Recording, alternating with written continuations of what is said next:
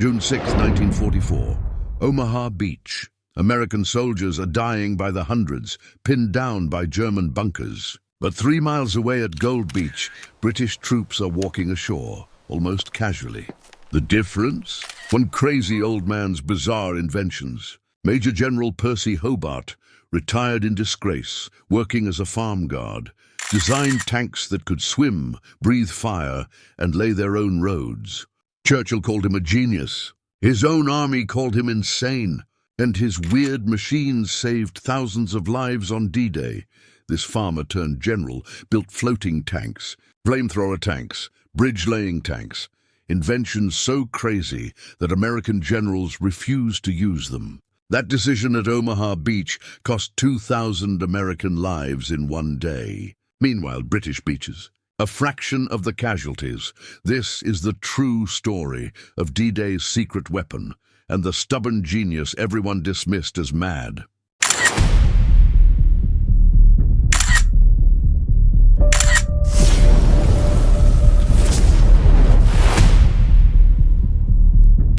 Major General Percy Stanley Hobart was 58 years old in 1940, and according to the British Army, his career was over. Not just over, disgraced. He'd been one of Britain's most innovative tank commanders, a pioneer who'd helped develop armored warfare doctrine between the wars. But his abrasive personality, his constant criticism of outdated tactics, and his refusal to follow conventional wisdom had made him too many enemies.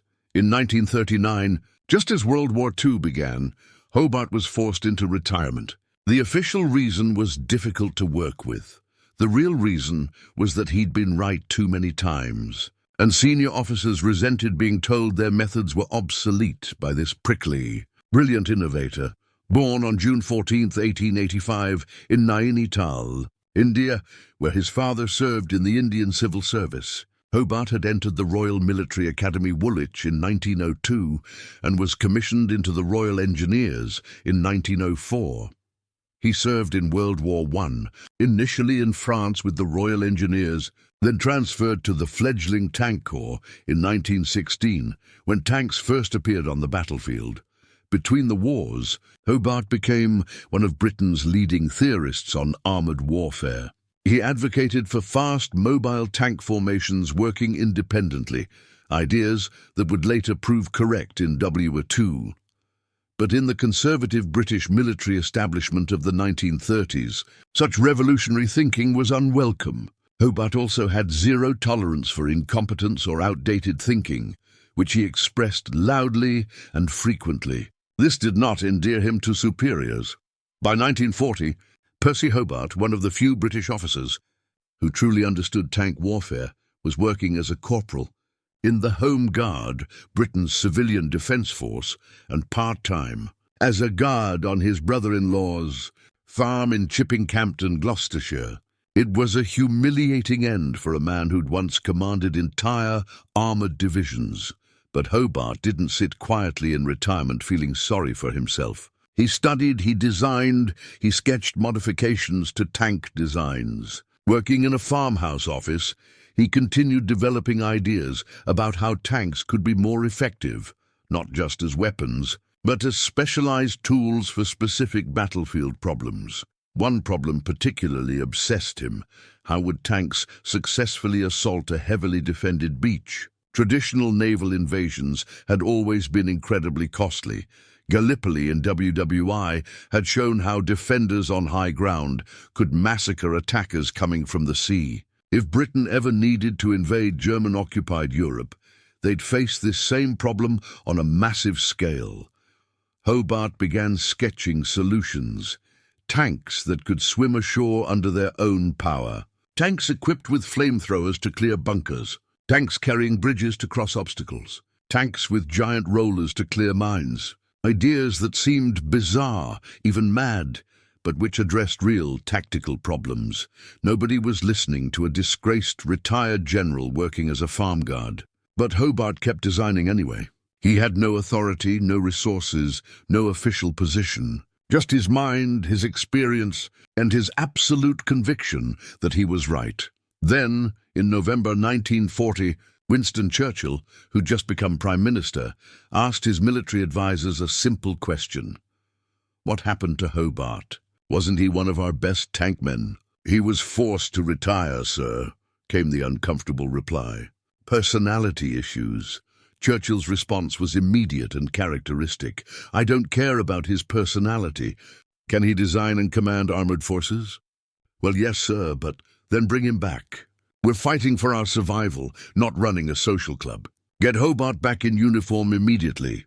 On November 19th, 1940, Percy Hobart received a telegram ordering him to report to the War Office. The old general who'd been guarding cows was about to get a second chance to change the course of history. Churchill didn't just recall Hobart to service. He gave him one of the most important jobs in the British Army: create and command the 11th Armoured Division from scratch. Britain desperately needed modern armoured forces, and Hobart was one of the few men who understood how to build them. From late 1940 through 1942, Hobart transformed a collection of inexperienced units into one of Britain's elite armoured formations.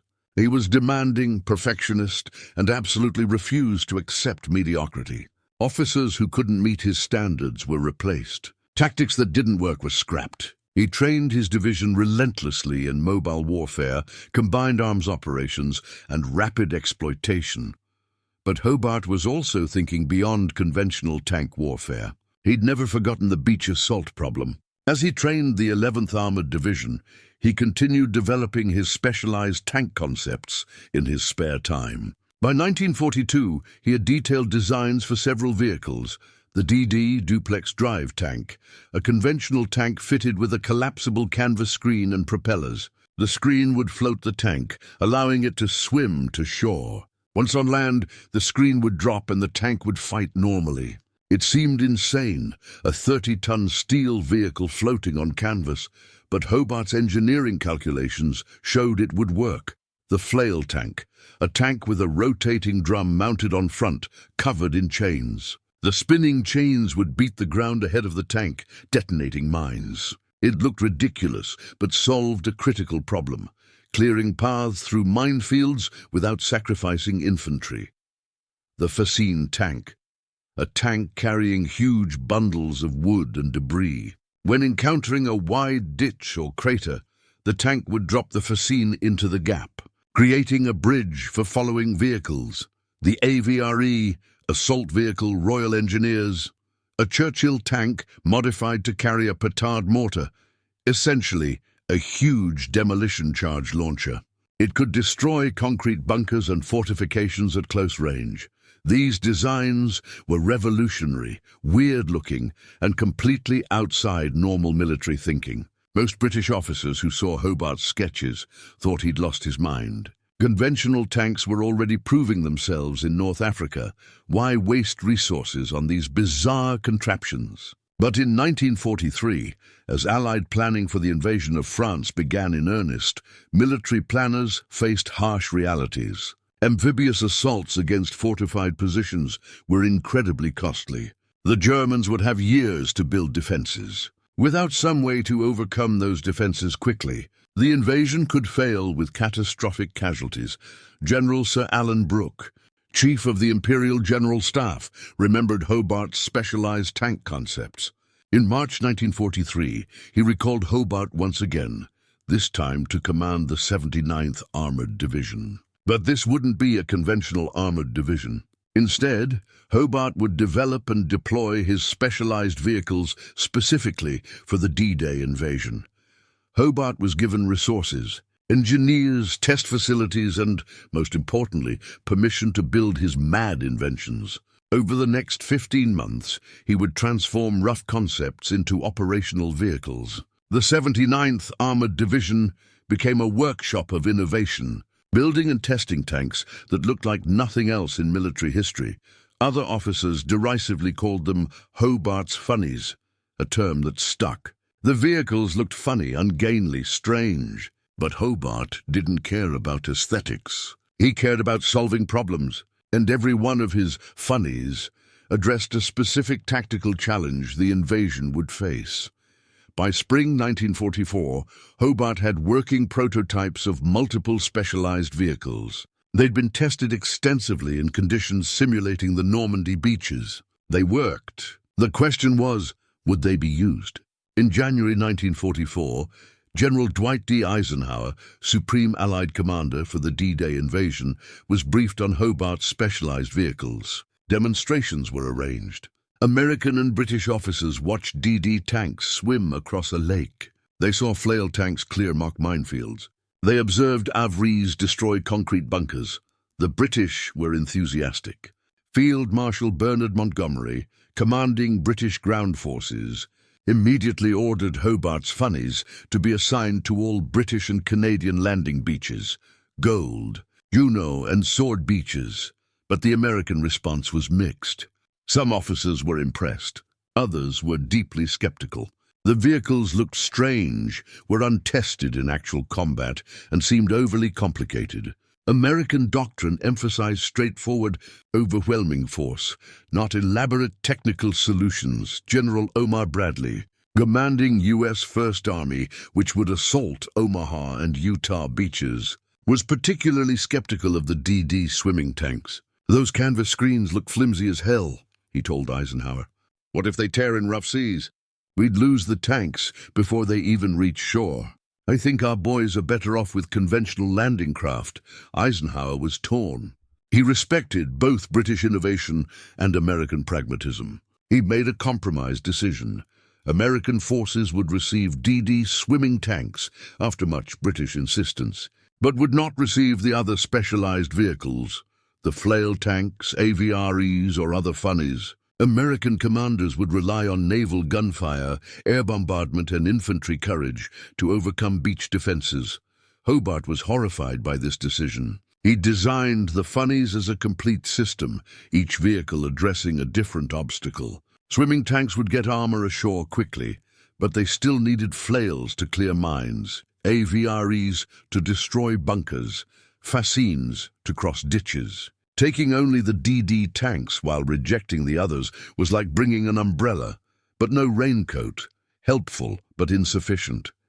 "Those American boys are going to die unnecessarily," Hobart told his staff in April 1944. "They're brave, well-trained, well-equipped, but they're going to hit those beaches without the tools they need to overcome German defenses. It's going to be bloody." But Hobart had no authority over American forces. All he could do was ensure British and Canadian troops had his Funnies and hope the vehicles would prove themselves in combat. If they worked spectacularly at Gold, Juno, and Sword beaches, maybe American commanders would reconsider for future operations. On June 5, 1944, the night before D-Day, Hobart wrote in his diary, "Tomorrow we'll know if 20 years of thinking about armored warfare was worth anything. Tomorrow my Funnies either save lives or prove me a fool. God be with our boys."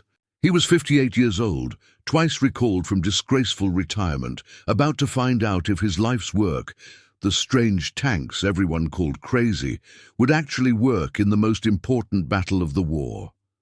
June 6, 1944, 06:30 hours.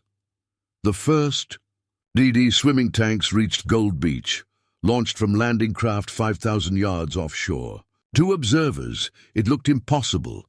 Tanks were floating on canvas screens, propellers driving them through choppy seas toward the German-occupied shore. The sea conditions were rough, rougher than the DD tanks had been tested in. Several tanks foundered, their canvas screens torn by waves, sinking before reaching shore. But most made it. At 07:25 hours, the first DD tanks crawled up Gold Beach, dropped their canvas screens, and immediately engaged German defensive positions with 75mm guns. German defenders were stunned. They'd been told tanks couldn't possibly land for hours, not until the Allies established a beachhead and brought up heavy landing craft. Yet here were tanks, arriving with the first wave of infantry already firing. At 07:35 hours, flail tanks landed on Gold Beach and began clearing paths through German minefields. The sight was surreal. tanks with spinning chain drums beating the ground, detonating mines in spectacular explosions. But it worked. Within 30 minutes, 4 clear lanes had been opened through the beach defences. Behind the flails came AVREs, moving toward German concrete bunkers. These bunkers, pillboxes with thick reinforced concrete walls, were designed to be nearly indestructible. Conventional tank guns couldn't penetrate them. But AVREs weren't using conventional guns. They carried petard mortars, short-range weapons firing 40-pound demolition charges. At 0750 hours, an AVRE commanded by Sergeant Gordon Panting approached a German bunker that was holding up the advance. Panting's Avra fired its petard at point-blank range. The massive demolition charge struck the bunker's embrasure, firing slit, and detonated inside. The bunker was completely destroyed, its guns silenced, the defenders killed or stunned. Other Ivres were bridging anti-tank ditches by dropping fascines, huge bundles of wood that filled gaps and allowed vehicles to cross. Still others used specialized equipment to destroy beach obstacles, barbed wire, and roadblocks. The effect was dramatic. Where British troops at Gold Beach faced the same obstacles as American troops at Omaha Beach, they overcame them rapidly. Hobart's Funnies systematically dismantled German defences.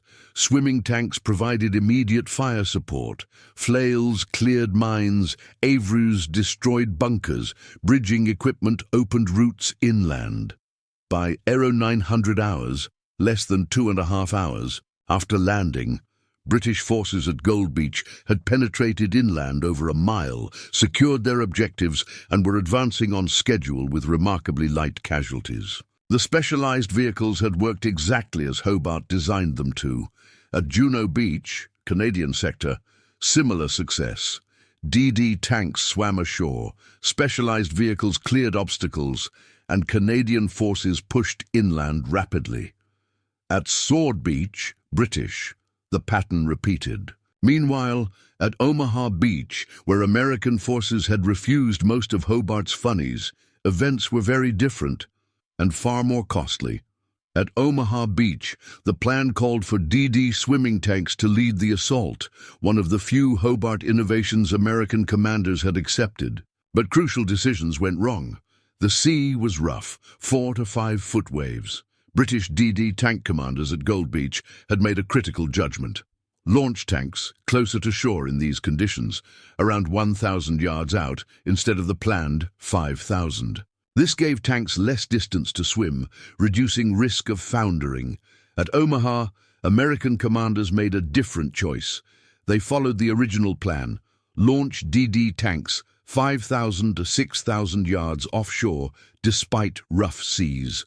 The result was catastrophic. Of 32 DD tanks launched, 27 sank within minutes, their canvas screens overwhelmed by waves.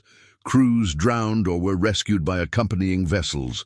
Only 5 tanks reached shore. Without the immediate fire support DD tanks were supposed to provide, American infantry hit Omaha Beach virtually alone. The preliminary bombardment had largely missed German positions. Naval gunfire was lifting to avoid hitting landing craft. German defences were intact. Machine guns, mortars, artillery, all positioned to create killing zones across the beach. The first waves were slaughtered. Men were hit before leaving landing craft. Bodies piled up on the beach. Wounded men drowned in the surf. Units lost cohesion. Communications broke down. Within the first hour, over 1,000 American soldiers were casualties, and the beach was gridlocked with dead, wounded, and pinned down troops. And critically, there were no flail tanks to clear paths through minefields, no AVREs to destroy bunkers, no specialized bridging equipment to cross obstacles. American soldiers faced German defenses with only their personal weapons, courage, and determination. It was enough, barely. Individual acts of heroism, small groups of men flanking positions, destroyers risking grounding to provide close fire support, and sheer stubborn refusal to fail eventually broke the German defenses. But it took hours. cost roughly 2,000 American casualties on June 6th alone, and came terrifyingly close to complete failure. Historians analyzing Omaha Beach after the war concluded that Hobart's specialized vehicles, particularly flail tanks and AVREs, would have dramatically reduced casualties and sped the advance.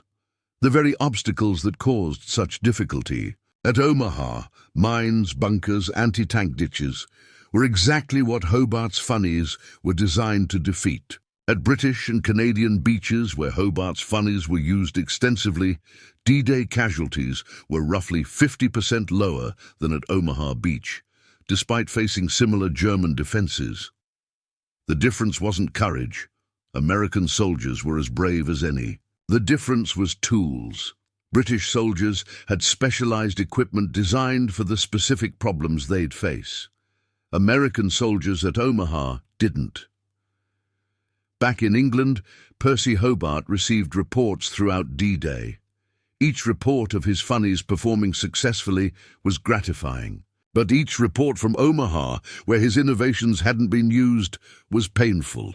He'd tried to warn them. He'd offered his vehicles to American forces. They'd refused. Brave men died today because we gave them an impossible job without the proper tools, Hobart wrote in his diary on June 6th. We knew how to solve those problems. We built the machines to solve them, and we let pride and skepticism keep us from sharing those solutions. God forgive us. Within days of D-Day, American commanders were requesting Hobart's specialized vehicles. The difference between British beaches, where Funnies had been used extensively, and Omaha Beach, where they hadn't, was too stark to ignore. General Bradley, who'd initially been skeptical of Hobart's designs, sent a direct request on June 9th. Can we get some of those specialized British tanks? The flails especially. We're hitting minefields that are costing us tanks and men. Hobart's response was gracious, despite having every right to say, I told you so. We'll begin transferring flail tanks and training American crews immediately. We should have insisted more strongly that you take them from the start. American engineering units began receiving crash training on Hobart's vehicles. Flail tanks were particularly in demand. The hedgerows of Normandy were heavily mined, and clearing paths through them was costing American forces dearly. By late June, American armored units were operating flails, AVREs, and other Hobart innovations. The results were immediate. Casualty rates from mines dropped dramatically. Bunkers and fortifications that would have required costly infantry assaults were destroyed by specialized vehicles. Advances that would have taken days took hours. British forces, meanwhile, continued pushing inland with Hobart's 79th Armoured Division providing specialized support. Every major obstacle, rivers, minefields, fortified positions, was addressed by a specific Funny designed for that purpose. The Crocodile flamethrower tank proved particularly effective at clearing German defensive positions. Based on the Churchill tank, it towed a trailer containing 400 gallons of flame fuel. Its flame projector could shoot fire 120 yards, clearing trenches and bunkers with terrifying effectiveness. German soldiers surrendered in droves when crocodiles appeared. Being burned alive was a death nobody wanted. Bridge-laying tanks allowed rapid crossing of rivers and craters. Fascine-carrying tanks filled anti-tank ditches. Arc armored ramp. Carrier tanks positioned themselves in obstacles, becoming instant bridges for other vehicles to drive over. Each innovation solved a specific problem. Together, they formed a comprehensive system for overcoming any obstacle the Germans could create. Hobart had spent years thinking about every possible defensive measure and designing a vehicle to defeat it. Now in combat, his comprehensive approach was proving invaluable. By July 1944, Hobart's mad inventions were no longer called crazy. They were called essential. His innovations were being copied by American and Canadian engineers. New variants were being designed based on his concepts. The funny-looking tanks that everyone had mocked were saving thousands of lives. On July 18, 1944, Field Marshal Montgomery sent Hobart a personal note. "Your funnies have proven themselves beyond any doubt. British and Canadian forces have advanced with lower casualties than any amphibious operation in history, largely due to your innovations. The Army owes you a debt that can never be fully repaid." Well done, Percy. Coming from Montgomery, not an easy man to impress, this was high praise indeed. But Hobart's satisfaction wasn't about recognition. It was about the lives saved. Every soldier who survived because a flail cleared a path through a minefield. Every man who walked away alive because an AVRE destroyed a bunker from a distance. Every unit that crossed an obstacle quickly because a specialized vehicle provided a bridge. Those were Hobart's real vindication. The crazy old general who'd been forced to retire in disgrace, who'd worked as a farm guard, who'd been mocked for his weird inventions. He'd been right all along. Not just a little right, completely, comprehensively right. As Allied forces pushed across France in summer 1944, Hobart's 79th Armoured Division continued providing specialized support. But Hobart wasn't satisfied with just the vehicles he'd already created. Every new tactical problem prompted him to design a new solution. When Allied forces reached the Siegfried Line, Germany's western defensive wall, in September 1944, they encountered fortifications far more formidable than anything in Normandy. Massive concrete bunkers, dragon's teeth anti-tank obstacles, extensive minefields. Conventional attacks would be incredibly costly. Hobart's response was to develop new variants and tactics specifically for breaking the Siegfried Line. He created conjures, explosive devices towed behind tanks, designed to blast paths through dragon's teeth obstacles. He modified AVREs to carry even larger demolition charges for destroying reinforced concrete positions. He designed mine plows that could clear paths faster than flails in certain terrain. The crossing of the Rhine River in March 1945 showcased perhaps Hobart's most ambitious specialized vehicles. Amphibious vehicles and river-crossing equipment. DD tanks swam across the Rhine. Buffalo amphibious personnel carriers ferried infantry across. Specialized bridging tanks laid spans across the river in hours rather than days. German defenders had assumed the Rhine would delay Allied advances for weeks. Instead, British forces were across in a single day, thanks largely to Hobart's specialized equipment. The German High Command couldn't understand how the Allies were overcoming obstacles so quickly. The answer was simple.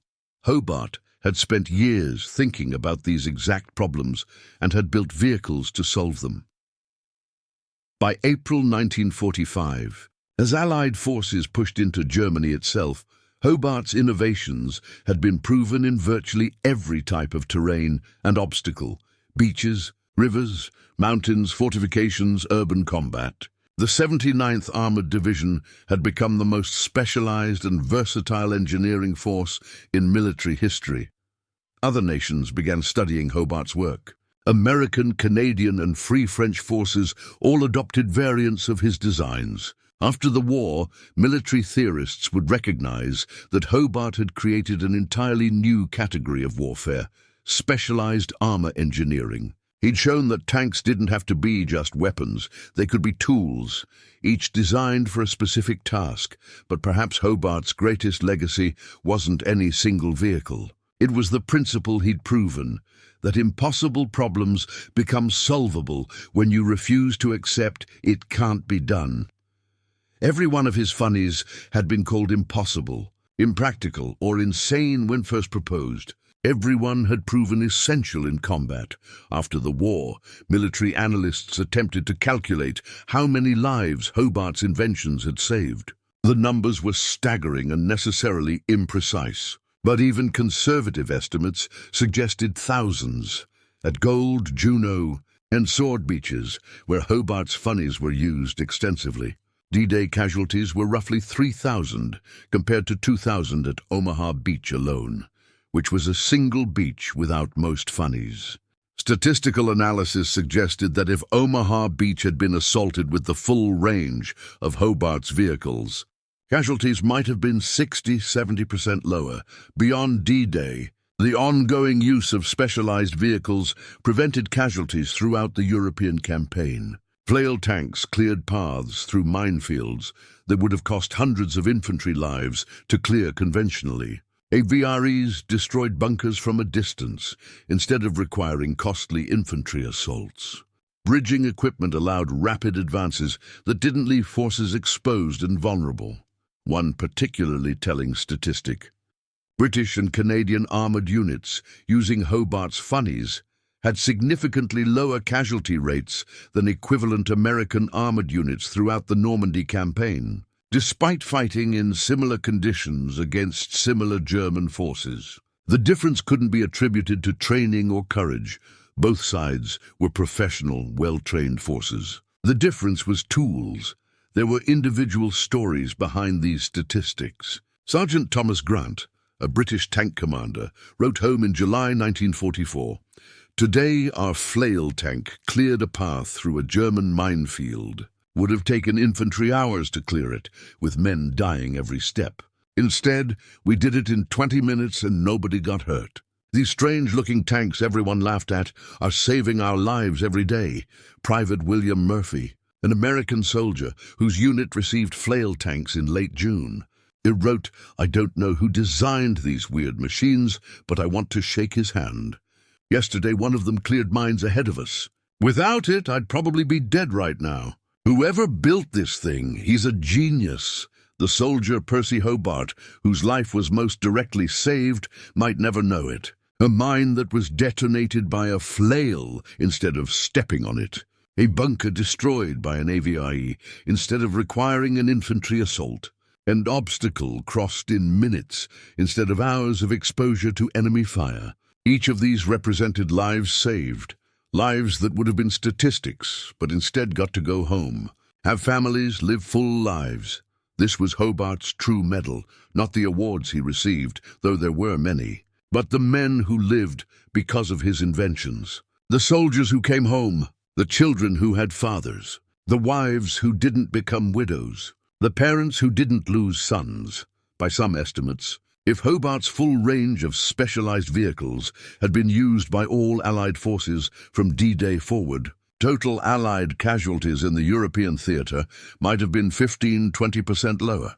That would represent roughly 50,000 lives, 50,000 men who would have died but didn't, because one stubborn old general refused to accept that problems were unsolvable. 50,000 lives. That's more than the population of many small cities. That's 50,000 fathers, sons, husbands, brothers. 50,000 futures that existed because Percy Hobart spent years being called crazy while designing solutions to problems everyone else ignored. Percy Hobart retired from the British Army in 1946 at age 61, this time with honor rather than disgrace. He'd been promoted to Major General, later Honorary Lieutenant General, received numerous awards including the American Legion of Merit, and was recognized as one of the war's most important innovators. But Hobart wasn't interested in resting on laurels. He continued consulting with the British Army on armoured warfare and engineering. He gave lectures on specialised armour design at military colleges. He advocated for continued innovation and warned against complacency in military thinking. The next war will have different problems, he told military students in 1948. The solutions that worked in this war won't necessarily work in the next. The important lesson isn't build swimming tanks or build flail tanks. The lesson is identify the specific problems you'll face, refuse to accept that they're unsolvable, and design specific tools to solve them. That principle never becomes obsolete. He also wrote extensively about his experiences, producing detailed technical manuals on specialized armored vehicles and tactical memoirs, analyzing armored operations in WWII. His writings became foundational texts for military engineers and armor theorists. Perhaps most importantly, Hobart mentored a new generation of military innovators. Young officers who'd served with the 79th Armored Division went on to leadership positions in the post-war British Army, carrying forward Hobart's principles of innovation, specialization, and refusing to accept impossible. His influence extended beyond Britain. American, Canadian, French, and other NATO militaries all adopted specialized armored engineering vehicles based on Hobart's designs. During the Cold War, both NATO and Warsaw Pact forces developed extensive, specialized armor forces, all traceable to principles Hobart pioneered. Hobart lived quietly in retirement in Gloucestershire, the same area where he'd worked as a farm guard during his disgrace. The irony wasn't lost on him. "I went from farm guard to general and back to the farm," he'd joke. "But at least now they know I was right about the tanks." He maintained correspondence with soldiers who'd served under him and with the men whose lives his vehicles had saved. One letter from 1953 from an American veteran particularly moved him. "Dear General Hobart, I hope this letter finds you well. I was at Omaha Beach on D-Day. It was hell. Later I heard about how the British beaches went, how they had these special tanks that cleared obstacles. I thought, why didn't we have those? Then I learned we'd been offered them and refused. Sir, I don't know how many of my buddies would still be alive if we'd used your tanks. All I know is I think about them every day. Thank you for trying to give us those tools, even though we were too stubborn to take them. You were right and we should have listened. Respectfully, John Stevens, formerly Pat, 116th Infantry Regiment." Hobart kept that letter framed in his study for the rest of his life. Major General Sir Percy Hobart died on February 19, 1957, at age 71. His funeral was attended by former soldiers, military leaders, and engineers whose work continued his legacy. Field Marshal Montgomery gave the eulogy, calling Hobart one of the great, unsung heroes of the war, a man whose innovations saved thousands of lives, but who received a fraction of the recognition he deserved. But Hobart's true legacy wasn't awards or recognition. It was the principle he'd proven and the lives he'd saved. The principle. Impossible problems become solvable when you refuse to accept it can't be done. Hobart faced a seemingly impossible challenge: how to assault heavily fortified beaches against a determined enemy. Conventional wisdom said it would be incredibly costly. Hobart said, "Then we'll make it unconventional." And he designed vehicles specifically for each obstacle they'd face. This principle, identify specific problems, design specific solutions, refuse to accept limitations, became foundational to military engineering. Modern military forces have extensive specialized equipment for every conceivable obstacle: mine clearing, bridge laying, amphibious operations, obstacle breaching. All trace their conceptual origins to Hobart's work. The lives saved, conservative estimates suggest. Hobart's innovations prevented 15,000 to 20,000 Allied casualties in the European theatre. Every one of those soldiers who came home instead of dying, who had families, who built post-war lives, they existed partly because Percy Hobart refused to accept that beach assaults had to be suicidal. The broader impact. Hobart proved that innovation could come from unconventional thinkers, that crazy ideas deserved evaluation rather than dismissal, and that the military needed to listen to innovators even when they were abrasive and difficult. After WWII, militaries worldwide became more open to unconventional thinking, partly because Hobart had so dramatically proven its value. His Funnies are now in military museums worldwide. The Tank Museum in Bovington, England, has an entire hall dedicated to Hobart's innovations. The vehicles look as strange now as they did in 1944. Swimming tanks with canvas screens, tanks with spinning chain drums, tanks with enormous bundles on their backs. They look funny, but they worked. One display at Bovington has a simple plaque. These vehicles were mocked when first proposed. They were called impractical, impossible, and insane. They saved thousands of lives. The lesson: listen to the crazy people. Sometimes they're the only ones who see solutions everyone else misses. That might be the perfect epitaph for Percy Hobart. He was difficult, abrasive, unwilling to compromise, and absolutely certain he was right, even when everyone disagreed. But he was also brilliant, innovative, determined, and most importantly correct. The British beaches on D-Day succeeded with relatively light casualties largely, because one stubborn old man refused to retire, quietly, and instead spent years designing weird tanks in a farmhouse office. The American beach at Omaha suffered heavily, partly because those same innovations were refused. History has a way of vindicating visionaries, even when contemporary opinion dismisses them. Percy Hobart was vindicated not by awards or promotions, but by the simple fact that his innovations worked exactly as he said they would, saved lives exactly as he predicted, and proved that impossible is often just another word for nobody's tried hard enough yet. Today, when military engineers design specialized equipment, when innovators propose unconventional solutions, when someone is dismissed as crazy for thinking differently, people sometimes invoke Hobart's example. Remember Hobart's Funnies? They looked insane. They saved D-Day. That's not a bad legacy for a man who was twice forced into retirement, who worked as a farm guard, and who spent years being told his ideas were mad. He was right. They were wrong, and thousands of soldiers came home because of it.